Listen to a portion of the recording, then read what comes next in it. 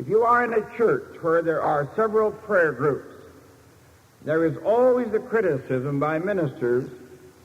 It comes to me, what do you do about these little holier-than-thou groups? We do seem to get kind of disconnected from the church. Now, there's good reasons for that, but nevertheless, that is a fact. I think one of the ways whereby you can counteract some of this thing of being little isolationists and segregationists in your own little group is that you have regularly, once a month, all of your prayer groups in the church meet together for nothing but sharing and praying. No lectures, no Bible study, none of this. Just plain sharing what each other have had experiences and praying together. And if you will do this with 3 or 4 prayer groups in a church, it'll break this idea that you're a little tiny isolated group. Plus the fact it'll be tremendously powerful for you. Because when your group has had a very bad defeat, the other group has had a victory, you see. And when you get together, you always are boasting each other up. We're not saved alone. And none of us live on a Z like this and land up in heaven. No, you go up here and you level off for a while, and then you get down a little bit, never as far back down, and then you go back up and then down again. So that there is tremendous power in groups together. So, another thing I'd like to say, and I don't know why I forgot this whole week. This has to do with what I want to talk about this morning. But I'm going to talk this morning about how to pray for those you love. And I'm going to shock you. I was in West Virginia speaking, and the next year I was in Irontown, Pennsylvania, just across the river. And a very fine-looking couple came to me and said, "Do you remember us?" Everybody seems to think I ought to remember them, especially the pretty women. And since I have a pretty one corralled, I don't have to worry too much about the other pretty ones. I don't remember them as well, perhaps. But this couple came and said, "Do you remember us?" I said, "No, I don't." Well, I said, "We were in your meeting in West Virginia, and we had already been to our lawyer about, can you hear me just as well? Better, can't you, without that? Anybody not hearing me? Because I got lots more. If you want. I don't like that mic. Now, if anybody doesn't hear during the talk, stick your hand up and I'll turn it on. And they said, "We were in your meeting in Pennsylvania, and we had been to the lawyer arranging for our divorce. Life had just gone to pieces. We just felt we'd be far happier separated. And but you said in that talk that God had told you what love really was." Now, let me go back. I have had very, very many years of heavy counseling. I have worked with some of the greatest counselors in the world. As an example, Dr. Papineau, who is considered the father of all family counseling, worked 2 years with him. And for a good 10 years in my last pastorate, I did almost no visiting of any kind in the church except sick calls, because the counseling was so heavy. I just sat hour by hour by hour with people waiting in a line out there in the foyer for counseling. And we had other men hired to do the other work. So I do think I know something about counseling, but I could never find a definition of love. Now, I don't care what you think love is, but let me tell you something, and I'm not going to dwell on it long because I want to get into the topic here this morning. But let me tell you something. Men and women don't think love is the same thing. And don't you tell me they do, because that just shows you don't know anything. A woman marries for one thing, and she calls it love. A man marries something distinctly different, and he calls it love. If she gets all what she wants, she's happy. If he gets what he wants, he's happy. But they're not the same things, and there comes the rub.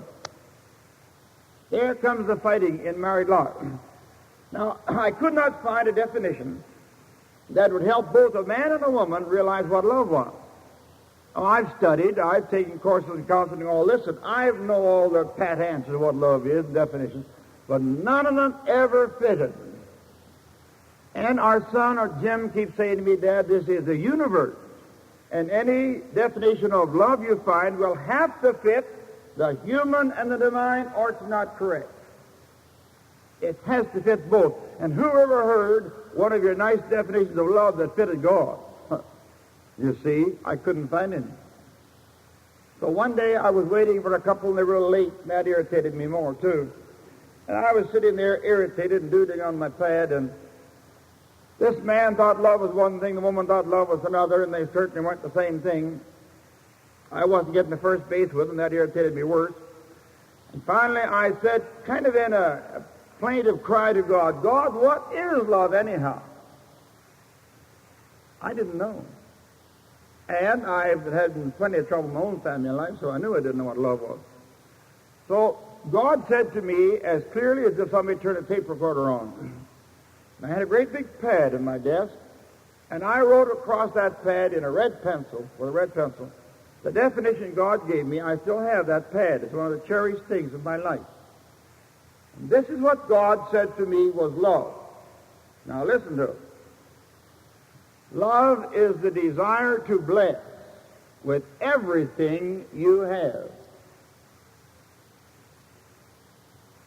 That has nothing to do with the other person, nothing to do with what they do. It absolutely washes out measured love, which most people live and think it's wonderful, especially if it's their measure.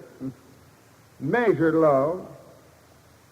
Not this absolute giving of ourselves, unreserved, but no strings.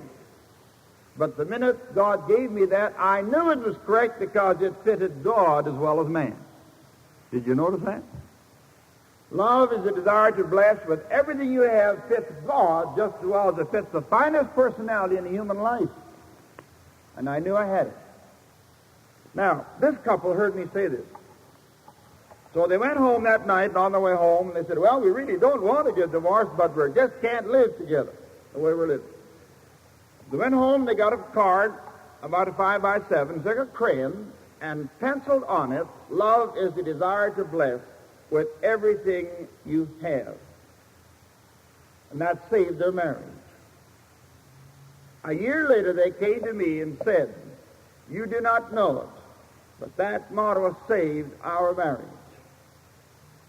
Now that has saved many more since, for we've had it printed. And here's a bundle of them, and you can have them to make some money for Prayer Unlimited. I took them and put them out on the desk at 25 cents a piece, and lo and behold, they were gone the first night. And they came back the next night and brought me 85 more, and they were gone the next night. And then we found a little motto to go with them, and we have these now. We printed them ourselves, had them printed.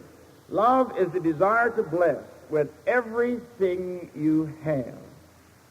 I dare you to put that in your parlor, in your home, or your kitchen, or somewhere, even where your children will see it.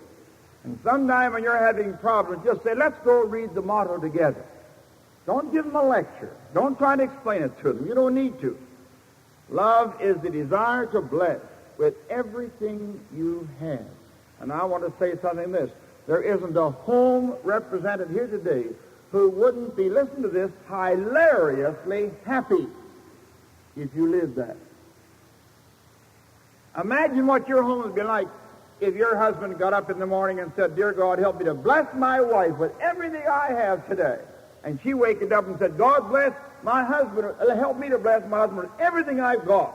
Imagine what happened. Well, I don't want to have you die young. Well, you don't know what I mean. That's all right. They're back on the table there at 50 cents if you want them. I'm a good salesman. By the way, here's one of my books, too. This must be yours, I think, Norm, or it is one of your book table. I want to talk to you this morning about how to pray for those you love. Now, I wish there was possible for someone to give you a slick formula whereby you could pray so many times and so many lengths and say certain phrases and see your husband or your wife converted or your home brought together in love or that child. But this is not so. But I want to do something first. I want to get our thinking correct. Remember what I said yesterday? Watch your thinking. Let's get our thinking correct this morning before we start to give you any points. The first thing I'd like to do is give you 3 different translations of Philippians 4:13. You know it in the King James, I hope, which says, I can do all things through Christ who strengthens me. And then in the New English it says, I have strength. Now notice, I have strength. Not I will have. Not I can have. I might have. I have I have strength for anything through him who gives me power. And the last one I like the best, Phillips. I am ready for anything through the strength of the one who lives within me. I suppose we are all professing Christians here this morning. If you are, then the New Testament says over 200 times that the followers of Christ are those in whom Christ dwells. Now, if you are a Christian, then you do have the power we're talking about right here, to be ready for anything. And when I say anything, you're going to get shocked before I get done what anything means. Now, I'd like to say that the first thing that we need to think about, those we love. By the way, there are two kinds of people, and I always divide them when I preach on this, because I want to talk to one at a time. This morning I'm talking about those you cannot pray with. There's two classes of people you pray for. One with whom you can pray, one with whom you can't pray. And you've got to use a completely different way of praying for the two groups. This morning we're just talking about the ones that with whom you cannot pray. All right, and the first thing I'd like to say about all of this is God loves them. I don't need to dwell on this in a CFO group. You've heard that every time you've ever been around a CFO group. I was a man in my 50s when I really discovered that God had loved me as much when I was a prodigal, before I became a minister, as he did after I became a minister. The love of God never changes. It has nothing to do with saint and sinner. It has nothing to do with good and bad. We, from the time we're little children, are conditioned to believe that people like us when we're good and don't like us when we're bad. Oh, don't do that, they won't like you. See? And so we teach our children from the time they're little tiny kids walking that when you're nice and cute and smart, everybody likes you. And when you're not, nobody likes you. And then when we grow up, we just transfer this over to God. We get rid of the father image and get the God image. But we transfer what we learned about fathers to God. And lo and behold, we have come up in our Christian atmosphere with the idea that God doesn't like us when we're bad, and he likes us when we're good. And this is not true. When I first saw this, that God loved me as much when I was a prodigal as he did when I was a Christian, I cried for miles down the highway. I was driving across 36 Highway in northern Kansas, a straight road, not many towns and things, no twists and turns. And I wept until the front of my shirt was soaking wet. When I realized after almost 30 years in the ministry, I suddenly saw God's love as I had never seen it in all my life before. Now, there's a difference between you're prodigal when you're not. The big difference is God, the Father, could do more for the boy when he came home from the prodigal field, than when he was down in the pig pen. And God can do more for us when we're Christians, but his love isn't different. It's our relationship, not God. We are the ones who change, not God. All right. Then this ornery person that you're praying for, maybe your husband. Listen, God loves him. I don't care if he's a drunk. I don't care if he's the worst alcoholic in town. I don't care what he is. God loves him. And you better put that in your mind first before you ever start to pray anybody. Just put that down. Real solemn. The second thing I want you to remember is, listen to this, no one in this world is happy unless they believe at least somebody loves them a little bit. There is not any such thing as being happy in the framework of human personality unless you can feel that somebody cares something for you. That's where suicides come, when nobody cares anymore. Nobody loves them. Bingo. Out I go. So this person needs love. Needs it desperately. All right? Then I think we need to remember that the next thing is that we must remember this person is a free will agent. And this person has a right to be a sinner if he wants to be. No matter how much you pray. You have no right to control the life of another person.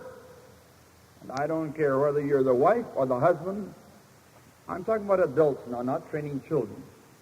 You have no right to try to change the pattern or way of living of any person that's an adult. They have a God-given right to live their life the way they want to. And God gave them that, not you and not me. There is more resentment and more bitterness in married life because of people who try to control the actions of the other person than anything I know. But you're always doing it for the good. The way I call it good. My idea of good.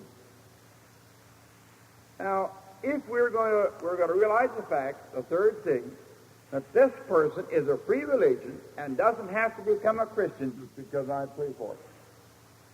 And God is not going to make them become a Christian no matter how you pray. No, he isn't. Now are we in a dilemma? We say it's God's will that everybody should come to him. And I believe that. Let me turn right around and say this person has the right to, and God isn't going to answer your prayer just because you say, God, make my son become a Christian. Kind of a dilemma, aren't we? I was sitting on the side of a bed in a motel in Indiana, pondering this thing and thinking about it and saying, God, how do you get over this kind of an impasse? And God showed it to me the way He generally teaches me, nearly everything He teaches me. I expect the same as many of you. But I have little moving pictures machines that I don't have to pay any admission because they're inside of my head. I have little moving pictures happen to me over and over when God wants to teach me anything almost. It comes in a little story and it's there, the whole thing, just as visual as if I saw it on a screen. And I saw a vision, and I went back 30 years in my life to the early 20s when I traveled with a male quartet in religious singing, and we had a whale of a time, traveled all across Canada. There was one song we used to sing, and I'll bet you there's somebody in the audience that knows the song, although the most of you will not. It's called the Hornet Song. Anybody know it? I think everybody just know it, right? The Hornet Song. Don't you even know it? And you a song leader? Now, this story is a story in a Negro spiritual lilt of how God chased the Canaanites out of Canaan, and the Israelites moved in without a battle, just by hornets. Rolls of hornets, and the people moved out, and the Israelites moved in. That's a slick deal, all right. But that's the story in the Old Testament. Now, this song is on this point, and the third verse goes like this. If a nest of live hornets were brought into this room and the creatures allowed to go free, they would not compel you to go against your will. They'll just make you willing to go.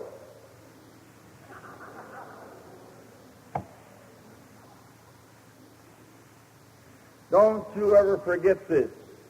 This is the only way God works on people. It's amazing what God can do to help us to make up our mind to become a Christian without any force. It's amazing how God can help us. And when we come to it and make up our own mind, oh boy, aren't we big stuff, huh? It's our idea, see, and we're always happy when it's our idea that's been accepted, aren't you? Of course you are. You see, but God lets us do it our way, but it comes out the right way. Now I'm going to give you an illustration of this.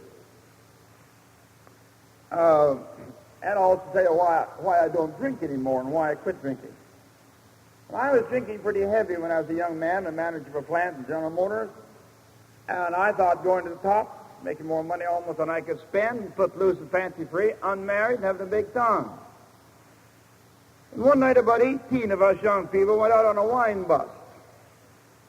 And we had gotten our food and all the wine we could drink and everything else, and way out and then way back in the country we went back and built a big bonfire and a nice grassy slope, and we had a time. Stayed all night. But you know, on in the evening, I had a lovely girl that I had with me that I thought she was pretty cute. And another boy started making a shine to her and making passes at her, and of course that made me mad. And whenever he did that, I got madder, and the madder I got, the more I drank, you see. And the more I drank, the madder I got. And pretty soon I passed out, and he got the girl. Now listen, I wakened up the next morning in a roof I didn't recognize the ceiling. One of the good friends had taken me home, put me to bed, let me sober up. And I lay there for hours. Didn't even know whose home I was in until somebody came in. And then I lay there for hours because I didn't feel like getting up. I'd had it. I lay there and thought, and it was clear to me as anything what liquor had done to me the night before. Liquor had taken away from me the very thing I wanted most, to be able to take care of my girlfriend. I myself had drunk the liquor. Liquor had destroyed my mind, and the other boy had gotten it. And I said, if that's what liquor does to you, goodbye. And I have never touched a drop from that day till this. Now, if a WCTU lady, bless your heart, had come and given me an argument, I'd argued back. If my father had tried to tell me I couldn't drink, I wouldn't have listened to him. But I made up my own mind, you see, not to drink anymore. God help him, of course. But I made up my own mind, you see. Now, this is the way God works with us. God does not come down and give you an argument that you've got to quit this and you've got to quit, but he shows you the end of the thing you're doing, as Ecclesiastes says so many times, and we see the end of the action we're doing, and suddenly the best in us rises up, and we make a decision for good.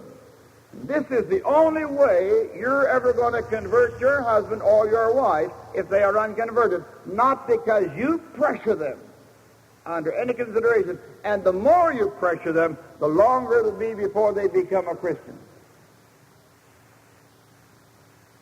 Nobody, I don't care who you are, don't you tell me different, nobody likes to be made do something by somebody else. Say amen. Yeah, all right.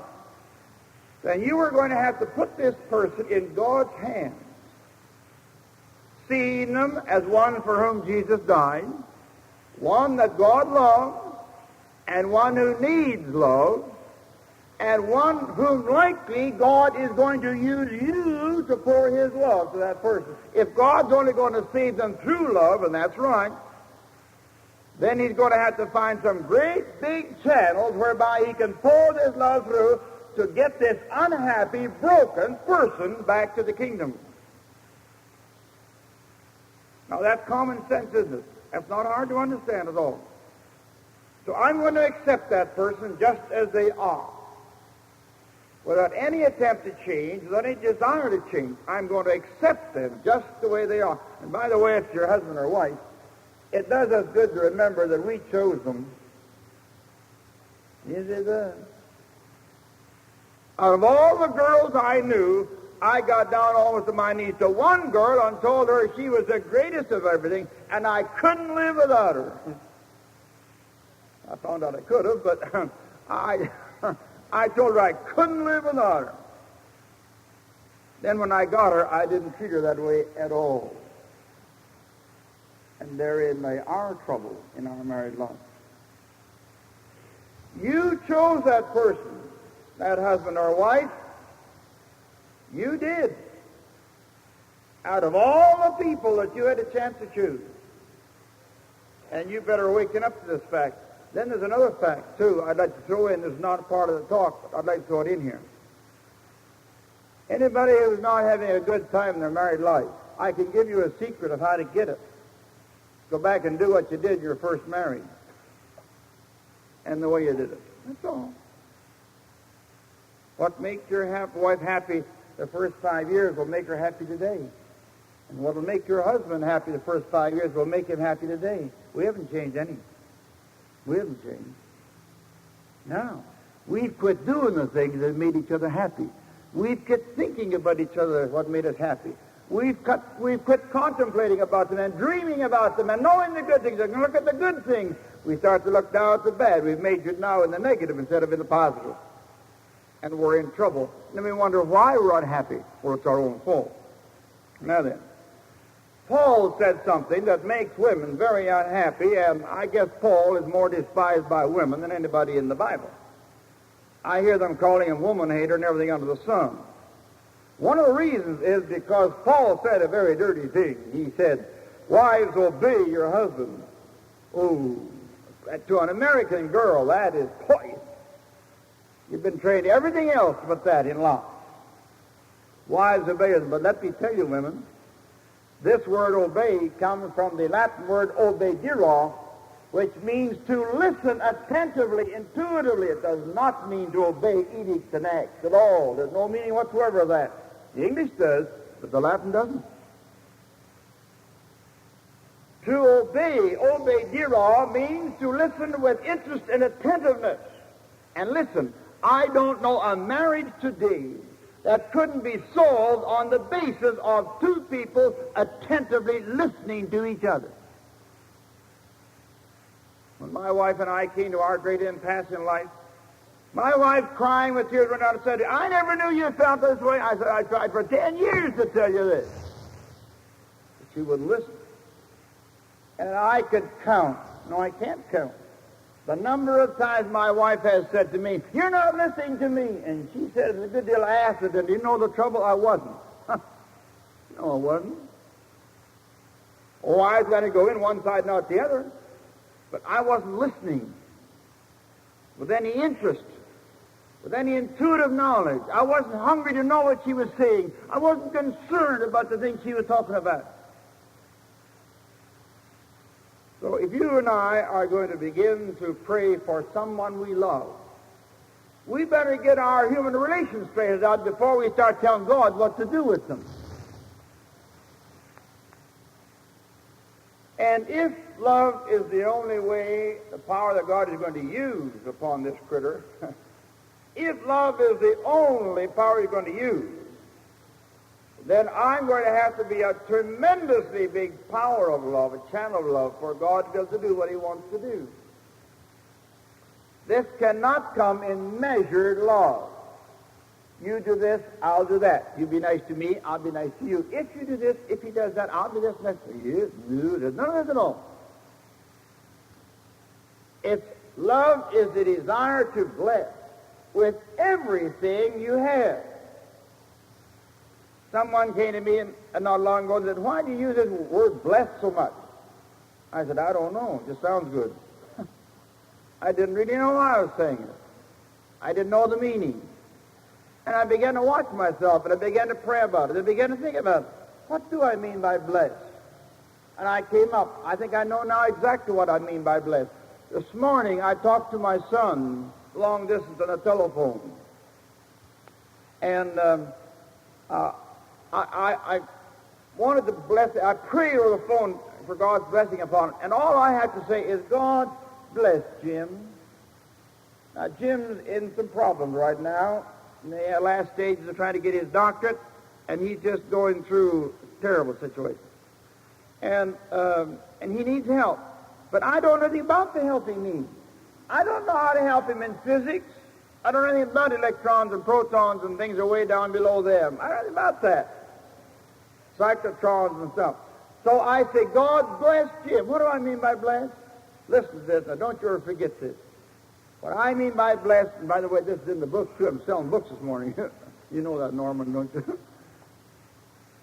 Bless means this: God, you give to that person what you see he needs. Now, doesn't that take the monkey off my back? I don't have to know anything, do I? I don't have to know what the problem is. I don't have to know a thing. And in putting my son in God's hands and in his wisdom, I am taking the problem off my shoulders, and I am actually experiencing and exhibiting my trust to God. Lord, you give Jim this morning what he needs. That's a pretty short prayer, isn't it? But you know you can't add anything to it to make it any better. Not going to help to say it doesn't sense that, not a bit. The fact of the matter is, I am coming to a place where I almost say no words to God in prayer. I'm beginning to realize I know so little about any problem, and God knows everything about every problem, that I come and lift these problems and people up to God and say, God, here they are. Just let me be a channel of love for you, and that's all I got to do. Don't have to know anything. You can be as ignorant as can be and be tremendously powerful in prayer. It's when we start telling God how and when and why and how much that we get into trouble. Because the very fact we do this indicates that we think we know more about the situation than God does. And that ruins our prayer to begin on. Ruins it to begin on. Now, I want to give you, let me tell you a quick story here. I think one of the greatest times Miss Goff and I have ever had in our lives was a week we spent among the scientists at Los Alamos, New Mexico. And as you know, they claim that little town is the highest percentage of learning of any center in the world per capita. In that little town, there are over 900 PhDs, and some of their wives are PhDs, and nearly all their wives have master's degrees. Talk about intelligence and brains, if you want to use that term. Now, we went to those groups, and there we found faith. Norman, I could write a book on that 1 week. I could write a book on the scientists and their religion in Los Alamos, New Mexico. You know something? We found in that one Methodist church, we found 7 prayer groups made up of those intelligent people. And then people think scientists aren't religious and aren't Christians. And listen, we found more faith and more simple faith in healing than in any church I have ever been in my whole travels in all these years.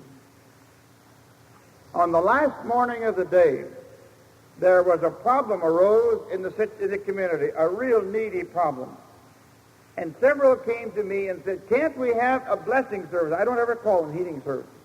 Can't we have a blessing service? I said, well, I suppose it wasn't in the program. So we announced that there'd be a blessing service at 10 o'clock in the church downtown. Listen to this. This church sanctuary, bigger than this is, was half full of those scientists and their families at 10:30 in the morning, and they left their laboratories, left their drawing boards, left their experiments, and were in church at 10:30 there to bless and pray for people to be healed. You can't find that in any church in America. I don't know of any, and I've been all over.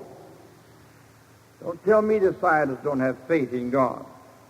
These people who've learned to look at and judge and equate and not to make decisions until the facts are in.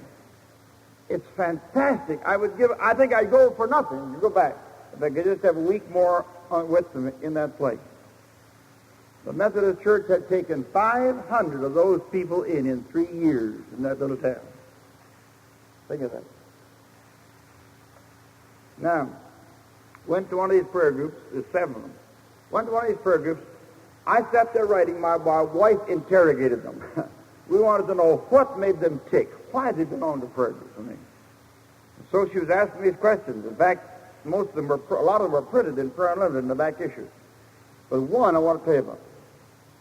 Came around the edge, and here was a real handsome-looking man with a very pretty, beautiful wife sitting there together. When it came to them, my wife looked at him and said, why do you go to prayer groups? He said, I don't go to prayer groups. She said, what are you doing here? He said, I just came to hear you people. He said, my wife goes to prayer meetings. But he said, I want to tell you something. Now listen to this. Here was an agnostic, not an atheist. Here was an agnostic, a man who just didn't believe in these things, that they were. This man gave this witness, which I'll never get over. And by the way, it's the very opposite to what I get from a lot of men whose wives come regularly to CFO. But I don't get good reports sometimes from your husband when I talk to them. Let me tell you this. This man said, when my wife started to attend one of these groups, she became so much kinder, so much better as a mother, so much better as my wife. She even became more beautiful. And I am going to go and join a prayer group to see if what happened to her can happen to me. And I've never heard a better witness in my life. Never. She wasn't pressuring him to go. She wasn't trying to make him go. She was living it on such a high level that this man of keen intellect was saying to himself, if this is God, then I better get in touch with it. And this is what we need, I'll tell you, friends, in every CFO camp and every church in America is what we need. Now I'm going to tell you two stories. It'll take all the rest of the time to do it. One of the most beautiful memories I will have, I suppose, in all the years of my ministerial work happened last year. I was away, was a little town up against the Canadian border that had written and asked Mr. Goff for a meeting, and Mr. Goff never seemed to sign me in. It was near there, so I could. But this time I was traveling on the highway, in which was in. I hadn't time to give them a meeting, but I was going through, and this group found out about it. And they phoned, and they said, can't Reg stop for an hour at the church and talk to us? My wife said, sure. So we gauged about the time I'd get to their town. And when I got there, here were 6 women and the minister and his wife. 8 people. It is in the middle of a great wheat belt. Little bitty small town, but a very beautiful little church, just new.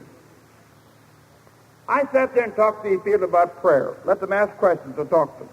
And then I was led, by God I'm sure, to talk to them just a few minutes about their husbands and their wives who are not Christians and how to pray for them.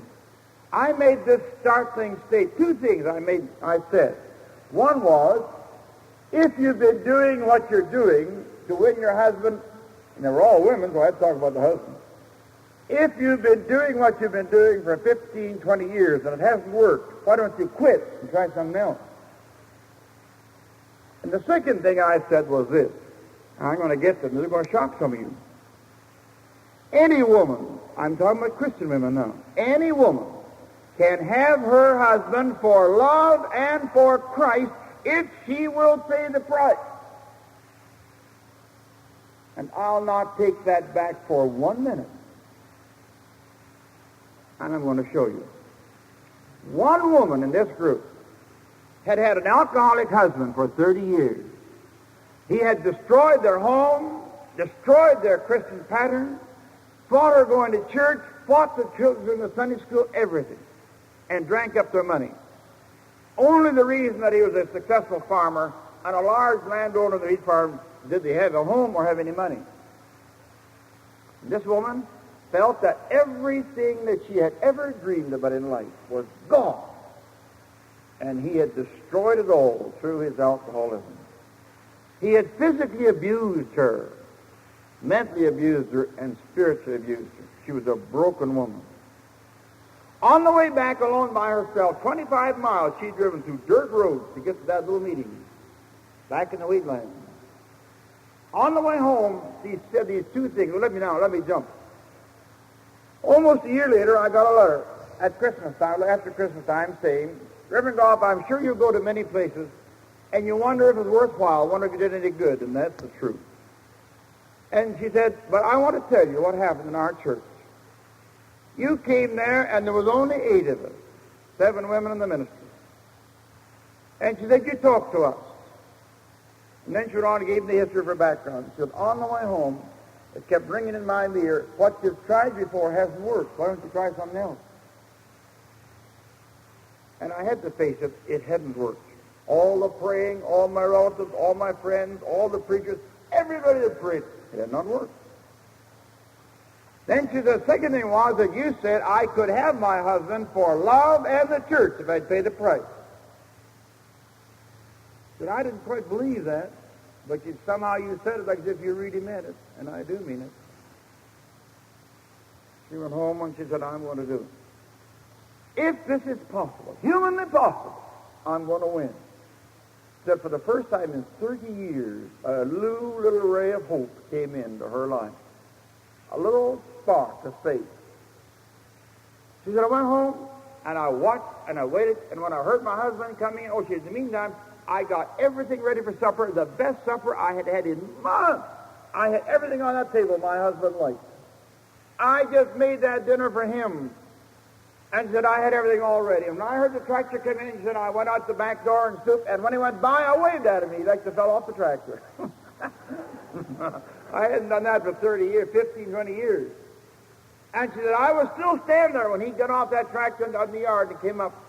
And she said, he came up to me and looked at me as much as he was cooking. And she said, I said, hi, John, did you have a good time today? And he looked at me and I said, what do you want now? A new carpet, a new car or something, trying to be nice to me, buttering me up.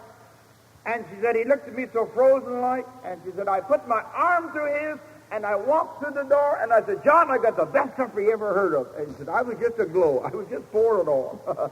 And so I sat at that table, and he didn't have to ask for a thing. I was giving him this. Have some more of this, John. Have some more. He said, I just poured it out. And then when the supper was all over, I said, John, this is one of your favorite programs on TV tonight. He says, you come into a chair, and I'll get your slippers. I hadn't done that in 15 years either. She said, I literally knelt on my knees before that hardened old buzzard and took his boots off and put his shoes on. The guy I'd almost hated for 15 years. And she said, he just could not believe what he was seeing. She said, I kept that up day in and day out. Every time he came in, I was on the back door to meet him. Every meal was the kind he wanted. Every night I took his boots off and put his shoes on. She said, I just treated him like a baby. I just poured love on. Then she said, listen, after several weeks of this, no response of anything seen. After several weeks, she said, one night as I knelt down between his knees to put on his slippers, she said, suddenly he reached out with those long arms of his and those bony hands and just grabbed me like this. And I felt tears hitting the top of my head. And my husband, that had fought me for 30 years, said this, honey, I don't know what's happened to you, but if it's your Jesus that's making you do this, I want to know him. And right there, kneeling on the floor between his knees, she led that man to Jesus Christ. And all the praying and all the pressures and all the arguments had not affected him for one single bit. But a few weeks of absolute, unlimited love broke that hardened mantle. He couldn't take it. Then she said, this went on. We began to live like two kids. We just lived together. We didn't want to go anywhere. We just were all the time. And then one day, he came in the middle of the afternoon in the tractor, and I saw by the way he was riding his tractor that something was wrong. And he stopped the tractor in the yard, and I saw he had a hard job getting off the tractor. And then she said, he came over to the stoop, not walking as briskly as General, and kind of looking funny. And I looked at him and said, John, why are you in so early? He said, I've got to talk to you, honey. He took her inside, arm in arm, and they sat down in the Davenport together. And he said, honey, I got to tell you something. I haven't wanted to tell you this. I've been hiding it for months. I've got a great big lump in my stomach. And it's just getting worse and worse and worse. And today I began to cough up blood on the tractor.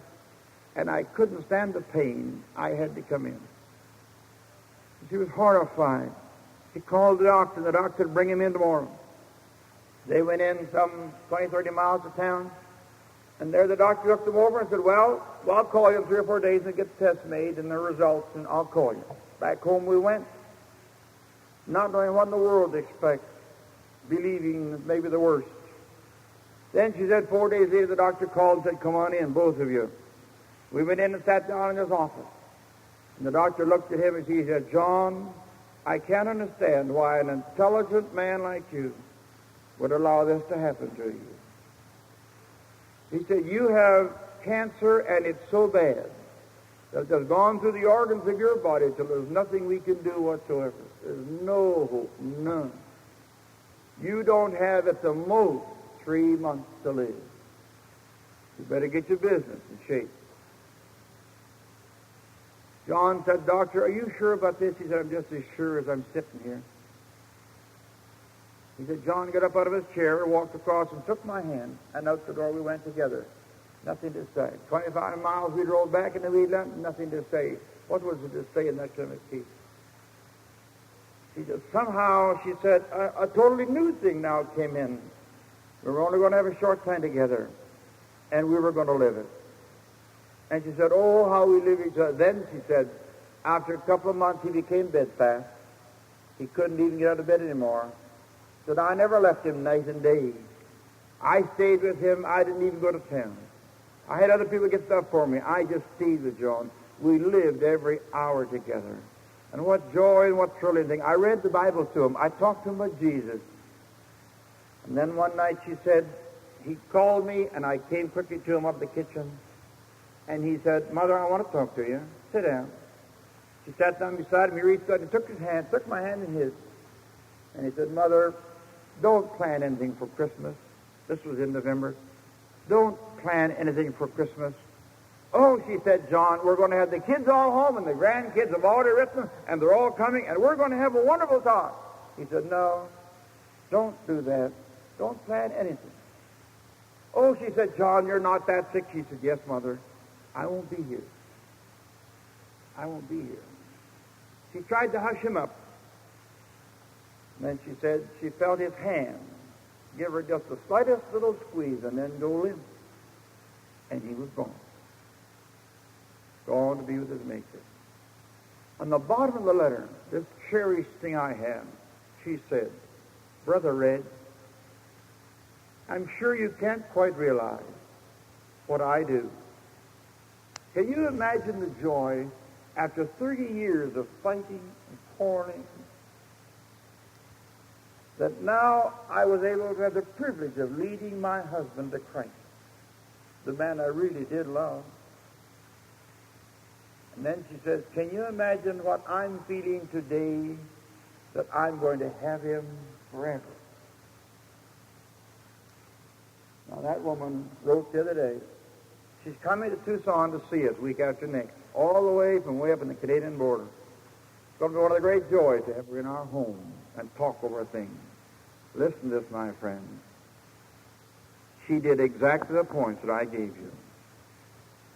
She gave this man, who was not worthy of it in any way you'd measure, unlimited love, unlimited forgiveness, just like Jesus did to you and to me.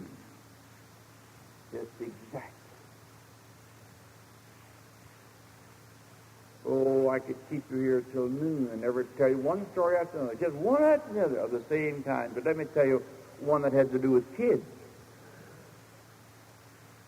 I was speaking in Oklahoma, or in Kansas rather, and up from Oklahoma came two couples for one night. They were there, and we had a grand time, and I felt led that night to change the subject that I had planned to see and to talk on family life. Never did I realize at all the fact that this couple had any problems. I didn't know they had any problems at all. But this is the story. On the way home that night, or I had said some of these same things in this talk. And she said, they went home, he never said a word all the way home, the husband. Got home, it was late, they'd driven a long ways, they had a long preacher, it was late.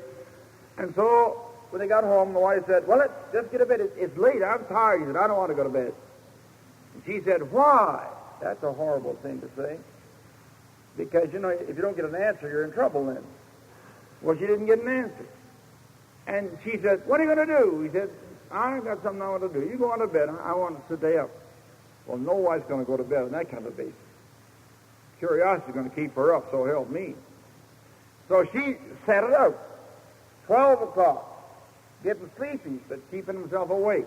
1 o'clock, 2 o'clock, 2:45. And he was still sitting at that table, half awake, trying to keep awake. Then out in front of the house, bang, a car door went. And this usual little thing is trippy of a girl's feet coming up the side direction out of the front door, their daughter, whom they had been fighting and feuding with for some months until the happiness had gone from their home. She was rebelling against everything she'd ever been. She'd been a model girl and a model home, and now everything was rebellion. And so the girl told us afterwards, she said, when I drove up there with my boyfriend at 2:45, I was supposed to be in at 12. At 2:45, and saw the lights on all, I go, oh, boy, I'm going to get it tonight. They're going to wait up for me, and they're going to give me the works tonight. But she said, when I got up there, lo and behold, the door opened. And my father stood there, and he wasn't mad, and he smiled at me and said, hi, daughter. She said, what are you doing up so late? He said, daughter, I think we just haven't been telling you often enough lately how much we love you, and how glad we are that you're our daughter. This was the opposite of what they'd been saying. So anyway, after a while, they went to bed. The next night, same thing happened, except the wife went to bed. And the husband stayed up. And about the same time, the same thing happened. And the little girl came in, and the father put his arms around her, hugged her, took her coat off, and hung it up, which he hadn't done for years, and perhaps never. And he said, daughter, I'm just starving. Let's go and eat. They went out in the kitchen. They made some hot chocolate and some toast and things. And then he pulled her over on his knee and began to hug her real warmly. And then he reached into his pocket and took out a $5 bill and handed it to her. And she looked at him and she said, what's this for? She said, you always complain when I ask for a quarter. Now you give me $5. I didn't ask you for anything. He said, daughter, I'm just simply, don't believe there's any high school kid that can't have fun spending $5. She said, that's the truth. Well, she was putting it in her pocket. He said, I just want you to know how much we love you. That's all I want to know, tell you. Now listen. This father began to pour unlimited love, no criticism, no bickering, no fighting, just unlimited love to this girl who was bucking everything they were doing. 2 weeks of this, and this girl came to her mother. And she says, Mom, I can't stand this stuff. She says, what? She said, I can't stand this stuff. She says, what stuff? This love stuff, she said. She said, if he would beat me, if he would ground me, if he'd take all my privileges away from me, if he'd do anything to me, I could come back at him, but you can't fight this love stuff. And within another week or so, that girl had become what she used to be, a model child in the framework of unlimited love in the home. Today she is married, has a family, and is just one of the grandest young ladies I know in the country. And love saved a girl from being a delinquent, and she was sure going the wrong way. They could have had all life to be unhappy about what she did. Now they're going to have all life to be happy about what they did. I am saying to you today, the only way you have any right to hope to win someone where love is gone, and one you cannot pray with, is to give them unlimited love and unlimited forgiveness. Now, folks, when are we Christian people going to start to act like Jesus? Now, the pattern is mighty clear in the New Testament. You don't have to fumble around about it. You don't have to go to your minister, but just take the Sermon on the Mount. That's all. And begin to read it. Loving your enemies. Turning the second cheek. Putting God first. Being meek. That doesn't mean mugwump either. Listen. You remember what I said to you at the beginning? I am ready for anything through the strength of him that lives within me. And that hymn is Jesus Christ through the Holy Spirit. Let me tell you a couple of quick. I'm going to steal about 2 minutes' time here. I was in the camp, I won't tell where, but I was in the camp not long ago, and there was a lady that looked like this. She kind of looked like the wreck of the Hesperus. She didn't look too happy. And one day I was crossing it was on the campus, and one day I was crossing the big green, and she was sitting out there in a chair or one of these benches all by herself. She saw me, and she hollered at me. She said, "Come on over here." So I went over, naturally, when the woman tells you that, you do what they tell you. So I went over and sat down beside her, and she started telling me the awful story about her in-laws. Boy, she poured out an awful bunch of stuff. Every one of them were just, terrible. And how they'd stolen her wife's love and all this stuff and gotten between them and all that stuff. Finally, I turned to her, and I could be awful nasty. I turned to her, and I said, "Why don't you quit lying to me?" "What?" I said, "Why don't you quit lying to me?" I said, "Don't you tell me that any sister-in-law or brother-in-law can get between you and your husband. I don't believe that. Nobody can get between a husband and wife unless they're apart. Isn't that sense? Now let's be honest about it. I'd like to dare you some of you try to get between my wife and I. Go ahead, have a big time." Not a bit afraid of it. Not a bit afraid of it. Now listen. I faced her, and I said, "Why don't you tell me the honest truth that you and your husband are getting along too good?" She said, "How do you know that?" "Oh," I said, "I've talked to lots of people like you." And then I gave her the definition of love. I said, I dare you to go home and live this definition of love for 30 days, and then write me a letter. She didn't say she would, and I got up and walked off. The next day, she cornered me. She said, "Hey, I got to talk to you." I said, "Yeah, what's cooking?" She said, "I called my husband last night." I said, "You did?" She said, "I sure did. He's a lawyer in New York." I said, "What'd you call him for?" "Well," she said, "you're going to be surprised." I said, "No, I'm not. Go ahead." She said, "I called him up, and I confessed that I had been selfish and mean to him, and that I had not been good to him, and I really never had acted him like as if I really loved him instead of me." And she said, "Honey, I'm coming home Friday to be the best wife you could ever possibly have." And he said, "Don't wait, come on home now." Wasn't that a good one? At another camp, we were leaving, and it was raining pitchforks and saw logs. And there was a great big room in the hotel, a big fireplace, and the people who were waiting were hovered around the fireplace around there. I'd gone out and gotten all my stuff in the car. My wife was in the car and everything else, but it was hazy and foggy, and it was all these new roads to me. And I thought I'd better go back in and ask a few directions again before I left. And I went back into this big place. My wife waited out in the car sitting. And I walked through this thing to the main desk to ask somebody, and here was this lady. She was a beautiful-looking lady, tall, stately, snow-white hair, well-built and beautifully dressed. She was just a real fine-looking lady. But she was as cold as marble. And she, all week long, nobody had been able to get to her at all or to be friendly with her. She just stayed aside. I tried my best to get next to her. Couldn't even make friends with her. My wife tried, too, because we were attracted to her, wanted to help her. We knew there was trouble. And there she was standing there, just the same cold old pickle. You know, I walked across, and I went by her.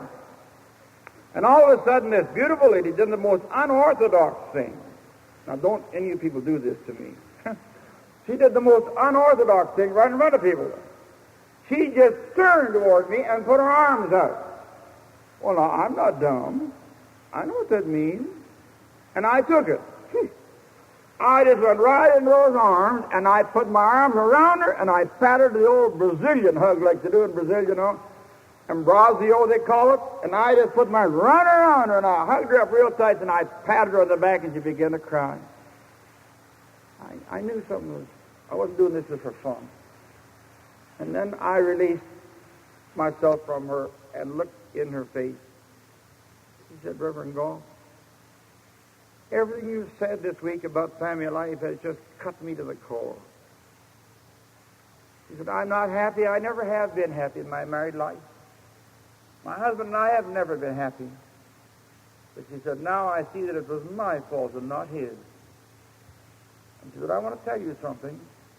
I was standing here promising God that I was going to go home and love my husband as I had never loved him when you walked by, and that's why I did what I did. I couldn't resist the temptation to tell you what was happening inside of me. I've had letters from that woman. She's as new as a child. She's as new as a newborn babe.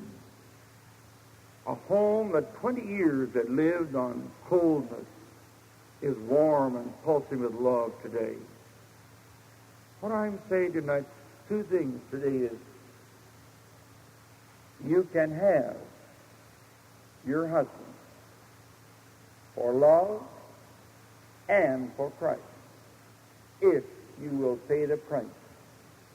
And the price is unlimited forgiveness, unlimited love, and it has nothing to do with what he does. For love is the desire to bless with everything you have, and that means everything. Father, today